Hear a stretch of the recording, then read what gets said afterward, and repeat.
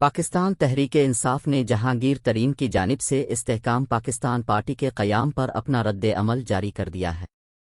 ترجمان P T I کا کہنا تھا کہ جبری طلاق کے بعد لوگوں کو جمع کر کے نئی پارٹی بنانا پاکستان کو درپیش مسائل کا حل نہیں ہے، آزادانہ منصفانہ انتخابات کا انعقاد ہی مسائل کا حل ہے، عوام کو اپنے نمائندے منتخب کرنے کا حق دیا جائے۔